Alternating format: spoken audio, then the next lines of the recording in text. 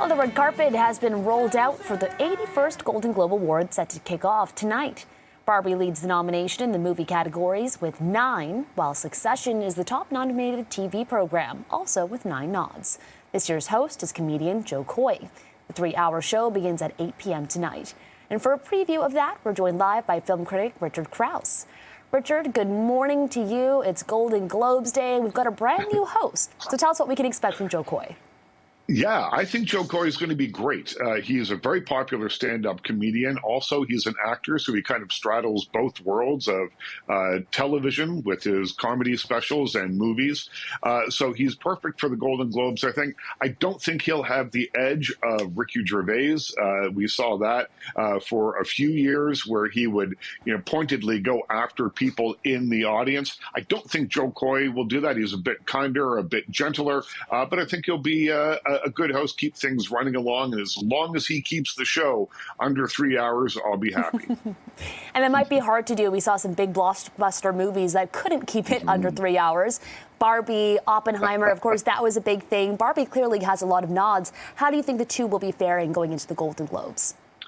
I think we're looking at a lot of awards coming the way of Barbenheimer, the two. So I think Oppenheimer will very likely win Best Film Drama. I think that Barbie will very likely win Best Film Comedy or Musical.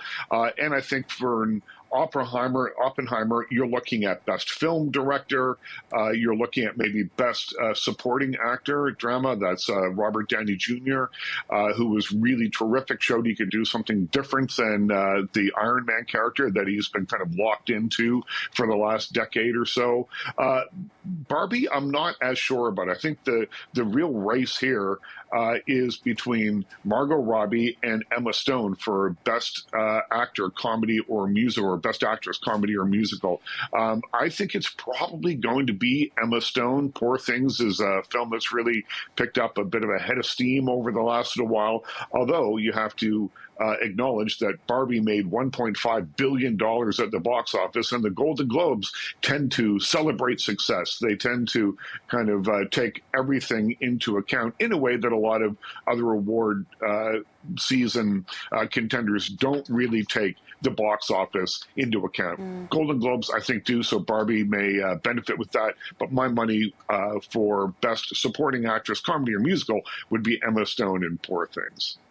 Well, that explanation makes it understandable why Succession has been nominated so many times this year. Top nominated TV program. Do you see it sweeping for its final season, or are some underdogs at play here? Yeah, I think that there's probably a good chance that Succession is going to do very, very well tonight. Again, at the Golden Globes, they seem to have these runs of television series, whether it was Mad Men that didn't seem to be able to lose for a long time, and Ted Lasso. Now, Succession, I think probably, considering that it's its last season, we won't see any more, adventures from the Roy family coming our way anytime soon. So I think that the Golden Globes will very likely reward that show very handsomely. Well, there's a new category at play this year, cinematic and box office achievement. We're seeing Taylor Swift's new movie being put up for that, but Beyonce noticeably absent. Is there any explanation as to why that might be happening? This is all about the Golden Globes and their strange nominating process. If it is cinematic and box office achievement, I would suggest that it's probably more box office achievement than anything else. And the Beyonce film didn't have quite the long runway that Taylor Swift's movie had. It simply didn't play in theaters for as long. Taylor Swift's movie tends to be kind of one that theaters don't seem to want to let go of for whatever reason. I mean, people are going to see it, I suppose.